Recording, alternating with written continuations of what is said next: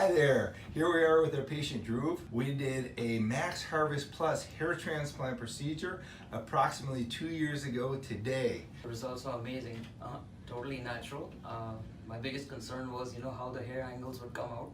Everything came out great. Beautiful hairline, super soft and natural all the way around. Built a beautiful spiral in the back, which creates the direction and angles of the hair in the back of the scalp. For such a big case, you can't even see that suture line hidden under there. Just a beautiful suture line. He's got this. And the thing with Dr. Bolton is that he has tons of videos, tons of great pictures, so you just couldn't go wrong there. Don't waste time, just do it. Just do it. He's the best doctor, just see him. Awesome, buddy. Congratulations. Thank you so much for doing the video.